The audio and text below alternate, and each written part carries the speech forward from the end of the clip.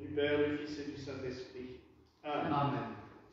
Mes très chers frères et sœurs, nous célébrons aujourd'hui la fête de Saint Polycarpe de Smyrne, qui est l'un des tout premiers évêques chrétiens connus, qui a laissé une trace, je dirais, admirable dans l'histoire chrétienne.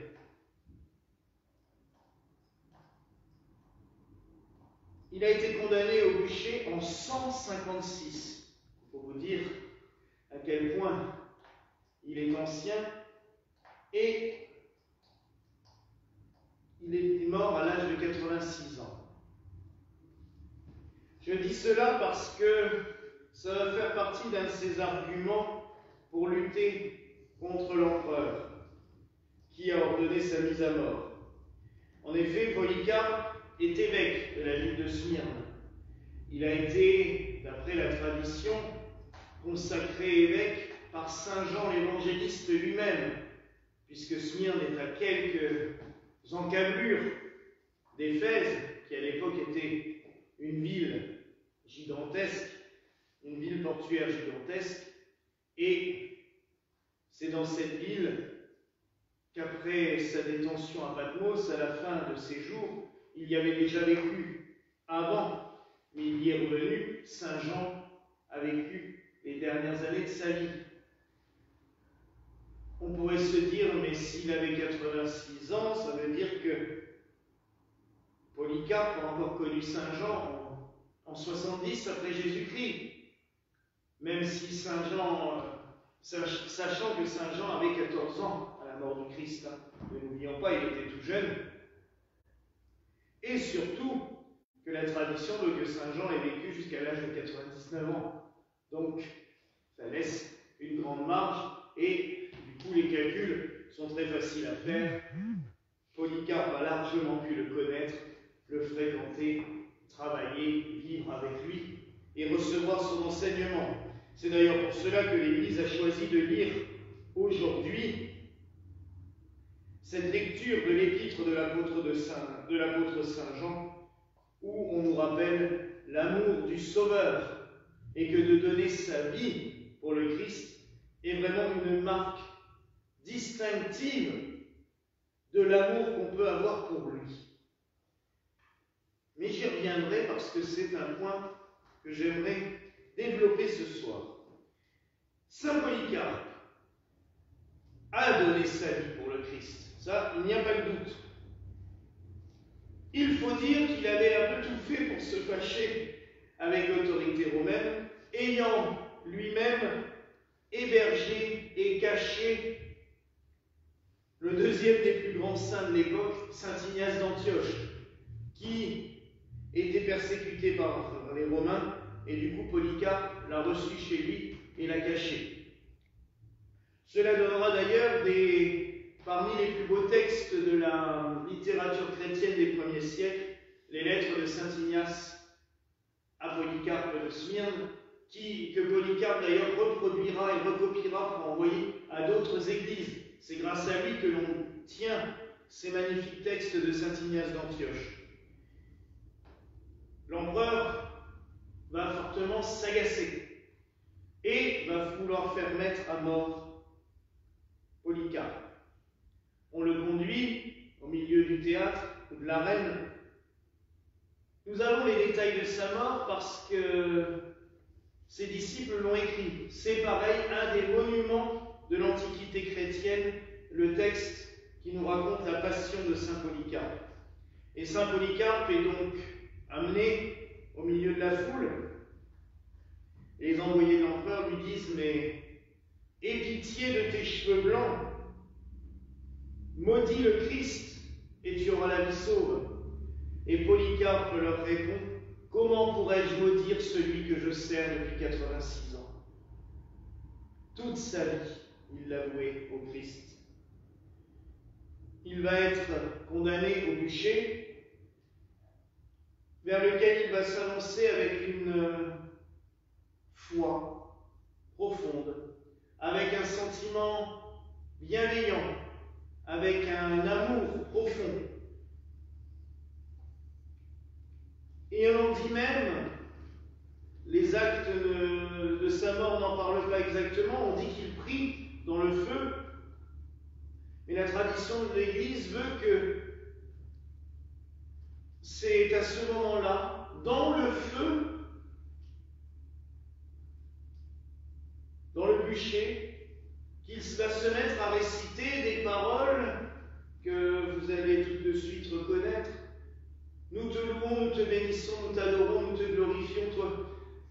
Les paroles du gloire à Dieu, dans sa version entière, et si nous le disons souvent en version courte, il faudrait d'ailleurs que nous le disions un peu plus en version longue pour les grandes fêtes quand même, mais c'est les paroles du gloire à Dieu. Les premières, c'est les anges qui l'ont chanté devant les bergers, gloire à Dieu que les cieux et paix sur la terre aux hommes de bonne volonté, mais la suite, on l'attribue à Saint Polycarpe au bûcher. Donc vous voyez qu'il a marqué l'esprit, la liturgie et notre sentiment chrétien. Il a été très vite vénéré en Orient, mais aussi en Occident. Pourquoi? Parce que Polycarpe, à la fin de sa vie, avait consacré, il a dû en consacrer d'autres, mais il y en a deux qui nous intéressent particulièrement et que nous connaissons. C'est Saint Pothin et Saint Irénée de Lyon, les deux premiers évêques de Lyon, dont le premier Pothin mourra martyr aussi. C'est à eux que les disciples de Polycarpe vont envoyer le récit de sa mort. Pour cela que ce récit va venir en Occident et va très vite faire le tour. À Lyon, on va bâtir une église dédiée à Saint Polycarpe. Il va être vénéré un petit peu partout en Occident. Nous pouvons le considérer aussi donc comme un des pères de l'église des Gaules, puisque la tradition en France veut qu'il y ait deux courants qui aient évangélisé la Gaule. Les premiers disciples du Seigneur, qui sont venus apporter la bonne parole, Lazare, Marthe, Marie, Sidoine, Maximin, j'en dis mon manque, mais c'est pas grave, toute cette série materne en Alsace, puisque on sait que c'était le fils de la veuve de Naïm, mais ils n'ont pas codifié grand-chose. Ils sont venus et ils ont évangélisé. Après, il a fallu, j'allais dire, une deuxième couche pour régulariser un petit peu tout ça, expliquer, créer l'Église, en fait. Et Saint Pothin et Saint Irénée sont ceux qui ont, en grande partie, régulé l'Église, la première Église chrétienne en Gaule, et qui lui ont donné sa liturgie, puisque l'on sait maintenant, par les recherches archéologiques, par les recherches historiques, que les traces de la liturgie des premières liturgies gallicanes sont totalement semblables aux liturgies orientales qui étaient célébrées à Éphèse, par exemple, et à Smyrne. Donc, ils nous ont transmis les racines liturgiques dont notre pays s'est nourri pendant longtemps et que Lyon a gardé jusqu'à la fin des années 70 dans le grand rite lyonnais qui était célébré. Donc nous pouvons vraiment, à juste titre, considérer Polycarpe de Smyrne comme un des pères de l'Église des Gaules par l'intermédiaire de Pothin et Irénée. Saint Polycarpe a donné sa vie pour le Christ. On dirait qu'il avait 86 ans. Certains diront oui, bon. Et non. Quand on voit que Saint Jean a vécu jusqu'à 99 ans, il aurait peut-être pu faire encore beaucoup de choses. Est-ce que c'est utile? Est-ce que c'est nécessaire de donner sa vie comme ça pour le Christ? C'est marrant parce que j'ai eu ce débat. Hier au soir, je suis sur un groupe, et suite aux attaques meurtrières qui a eu lieu en Espagne, dans le sud de l'Espagne, à Al Jazeera, où un sacristain s'est fait poignarder à mort, et un vicaire s'est fait poignarder, mais Dieu merci, il s'en est sorti. On m'a posé la question s'il ne serait pas nécessaire d'avoir quelqu'un pour surveiller l'entrée de l'église pour la messe. Ouais. Est-ce qu'il ne serait pas nécessaire d'avoir peut-être quelque chose pour se défendre, comme un taser, près de l'autel? Vous vous doutez bien de ma réponse. Aucune arme dans l'église, ça n'a rien à faire là. Et j'ai répondu quelque chose. Si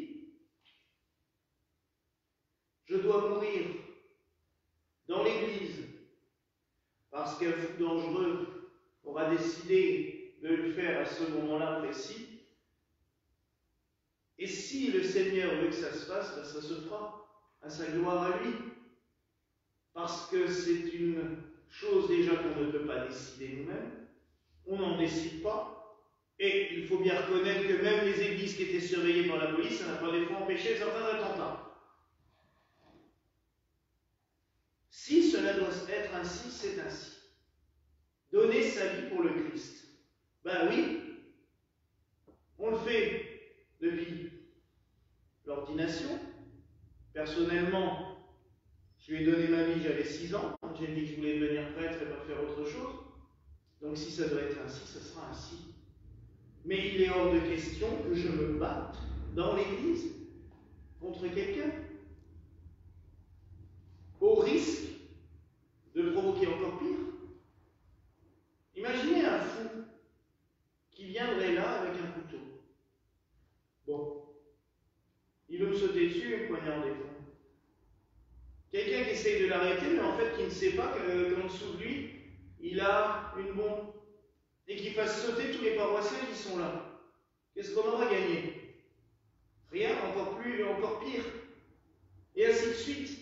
La violence engendre la violence. Répondre à la violence par de la violence, non. Sinon, ça serait, je dirais, totalement abandonner la vocation des saints martyrs. Tout ce que les martyrs ont fait, qui de leur sang ont sanctifié le christianisme. On le disait, des fois un petit peu, sang des martyrs, semence de chrétiens. Mais c'est cela. Si l'Église n'avait pas suivi le martyr pendant près de 400 ans à sa fondation, elle ne serait pas ce qu'elle est devenue. Il a fallu en passer par là. Que l'on utilise des armes spirituelles, oui. Que l'on utilise la parole, oui. Et si par la prière, si par l'attitude, si par la bienveillance, je peux arrêter ce qu'il se passe, j'essaierai forcément de le faire. Mais pas en répondant aux coups par les coups. Non, ce n'est pas le rôle du prêtre. Ce n'est pas le rôle du chrétien. Je conçois qu'ailleurs, on se bat pour une juste cause, mais pas dans l'Église. Ici, c'est un lieu de paix. Pendant des siècles, on a trouvé la paix dans les églises. Alors oui, certains se sont servis des églises pour tuer des gens. On l'a vu. Je pense à Oradour sur Glane, par exemple. Tous ces enfants et ces femmes martyrisés dans l'église. C'était des barbares qui faisaient cela. Je pense à tous nos frères coptes qu'on fait sauter dans leurs églises. C'est de la barbarie. Et de toute façon, rien n'en fait changer les choses. Parce qu'un truc évité en engendrera 10 autres ailleurs. Quand il y a la folie meurtrière, on ne peut pas répondre par la violence. Gandhi a fini assassiné, oui. Mais combien de milliers de morts il a évité par son pacifisme? Quand tous ses frères voulaient aller à main nue combattre l'armée anglaise. Parce qu'en effet, les Anglais leur faisaient la misère. Ils les traitaient comme des esclaves. Quand ils ont voulu aller combattre, il leur a dit non. Non. La paix. La paix. Or, il y a eu des victimes, mais extrêmement peu. Mais imaginez 2000 Indiens en train de se battre contre même 500 Anglais avec des armes et des fusils et des canons. Ça aurait fait 2000 Indiens de moins. Et ça n'aurait pas fait avancer du tout. Alors oui, mes frères et sœurs, le martyre de Saint Polycarpe, comme tous les martyrs, est une injustice terrible. Terrible. Mais c'est, je dirais, participer à la souffrance du Christ. C'est faire partie, c'est vivre notre sacerdoce, c'est vivre notre foi chrétienne jusqu'au bout. Au fond de nos tripes, au fond de notre cœur, c'est participer au sacrifice du Christ. Alors c'est pas pour ça que je souhaite, je préfère vivre le plus longtemps possible et vous enquiquiner mes sermons qui n'en finissent pas. Mais si ça doit se faire, cela se fera. Mais une église ne doit ni devenir une forteresse, ni devenir un tank. C'est pas le but.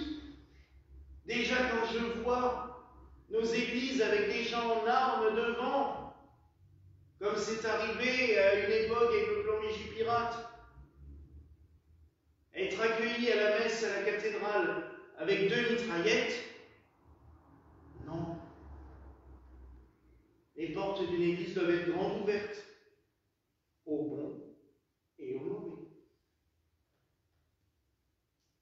Et si la grâce de Dieu veut, le mauvais peut changer. S'il ne change pas.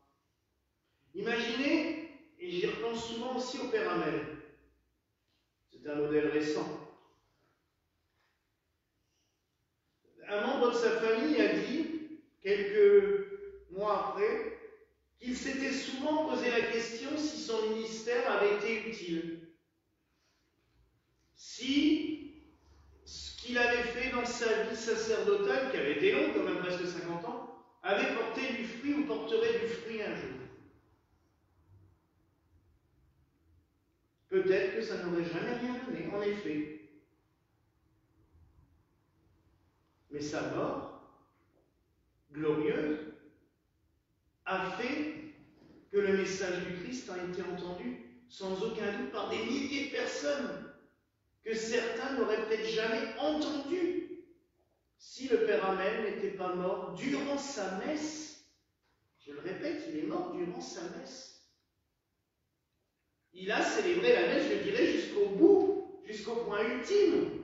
In persona Christi, comme on disait dans le temps. Le prêtre célèbre la messe in persona Christi. Il a offert sa vie pour le Christ. Mais tous ceux qui maintenant vont dans l'église de Saint-Laurent-du-Rouvray, tous ceux qui vont sur la tombe au cimetière de Bon Secours, voient un témoin du Christ, rencontrent un témoin du Christ et reçoivent la grâce du Christ par ce témoin.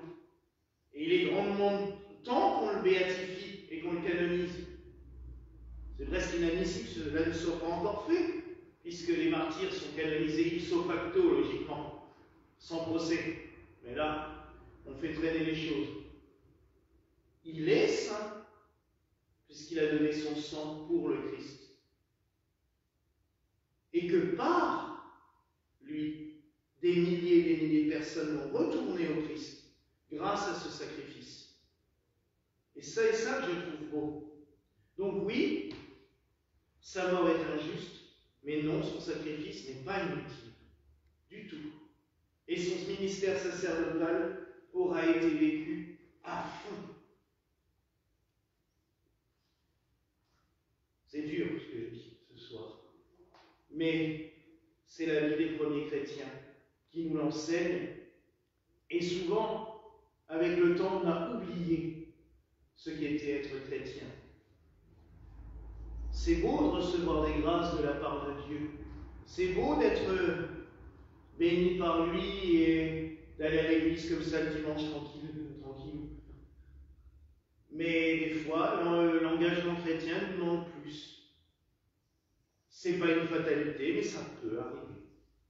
Donc, soyons prêts. Et c'est aussi pour cela que Christ nous dit toujours « Veillez et priez, car vous ne savez ni le jour ni l'heure ». Nous devons vivre en chrétien comme si la dernière heure pouvait arriver tout de suite. Pas dire « Oh, j'ai le temps pour me préparer au ciel, ça sera... » non. Mais bon, on peut mourir comme ça, comme on peut mourir renversé par un camion en traversant la rue. Franchement, ça m'enquiquinerait beaucoup plus. Parce que je trouverais ça vraiment idiot.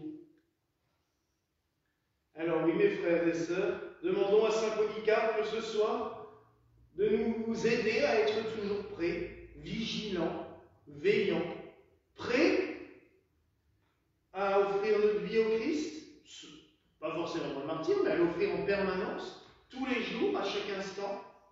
Offrons notre vie au Christ afin de participer avec lui à l'œuvre de la rédemption. Voilà la grâce que je souhaite au nom du Père, du Fils et du Saint-Esprit. Amen.